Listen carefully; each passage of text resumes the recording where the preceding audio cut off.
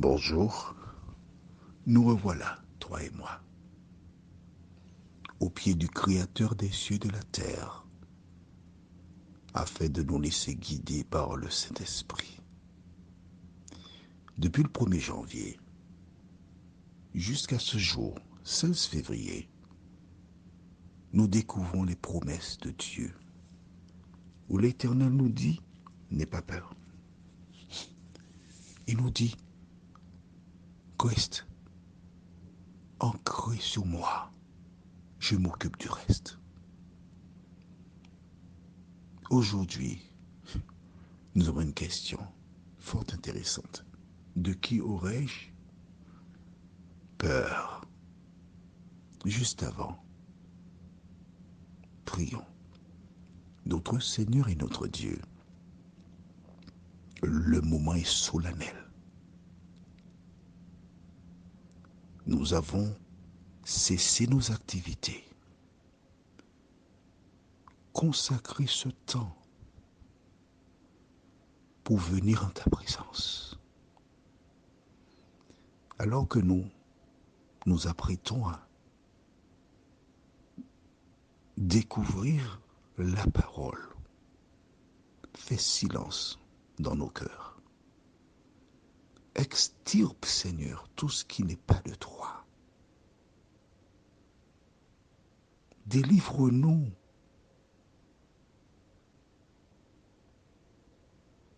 de tout ce qui vient des hommes et que tu prennes le contrôle total de nos vies, nous t'en prions.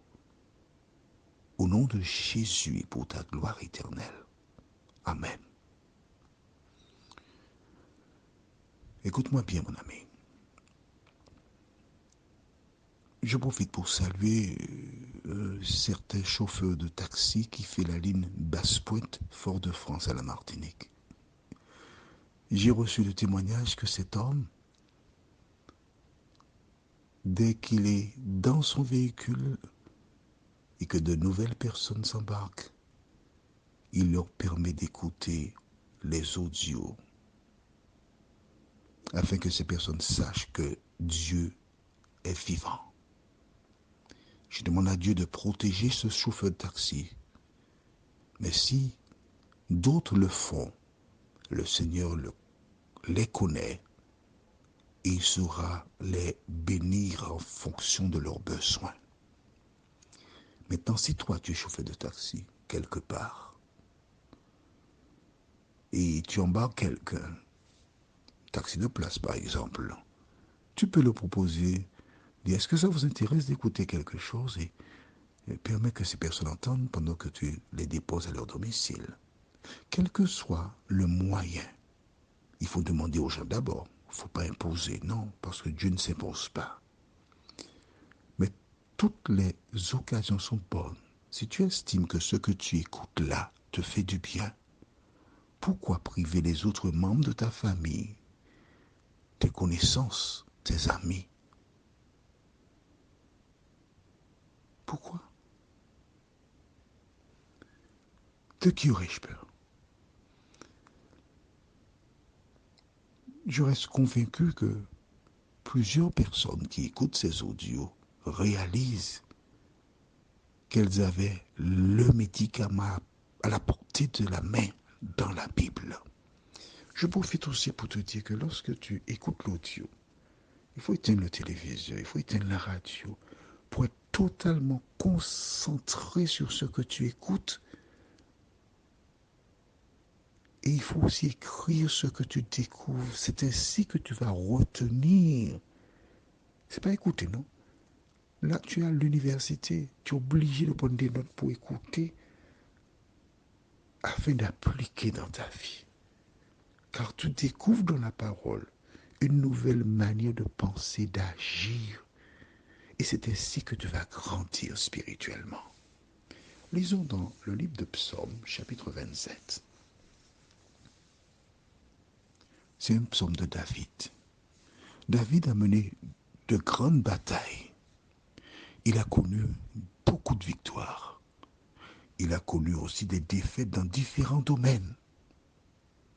Mais à la lumière de ce qu'il a vécu, ce qu'il a expérimenté, il est arrivé à la conclusion que le bonheur de l'homme se trouve exclusivement dans l'Éternel des armées.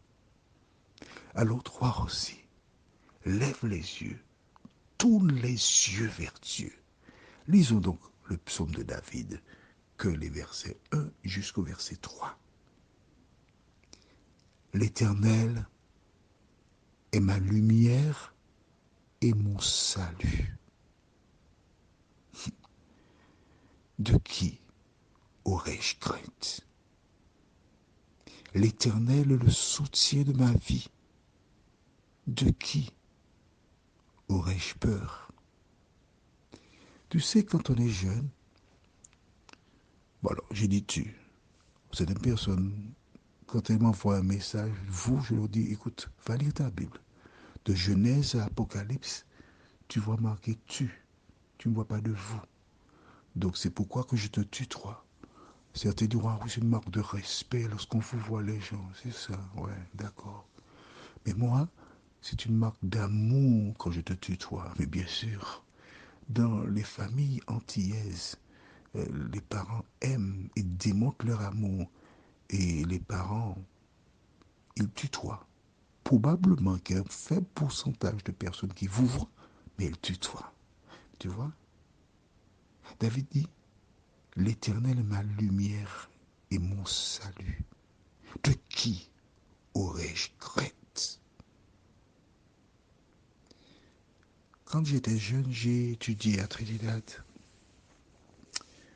Dans un collège, j'étais un peu retiré. Mais là-bas, il y a des serpents. Et il arrivait que le matin tôt, que je parte, j'aille marcher sur la route, que je revienne. Avec le recul aujourd'hui, il n'y a pas de lumière le long de la route. Je dis, mais il faut être malade pour faire une chose pareille. Pourquoi je dis cela?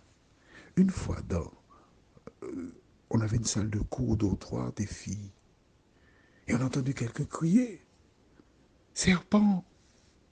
Et un garçon fut autorisé à entrer à l'intérieur.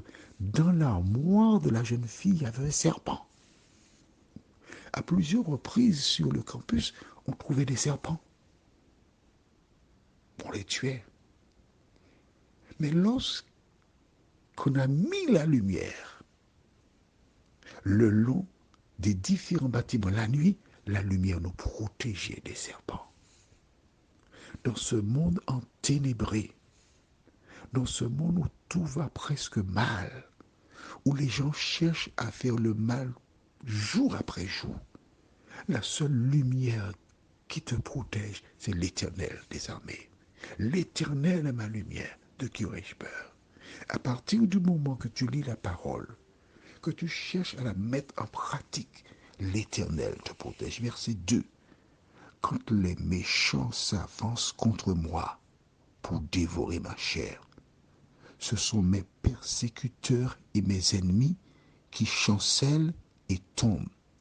Si une armée se campait contre moi, mon cœur n'aurait aucune crainte.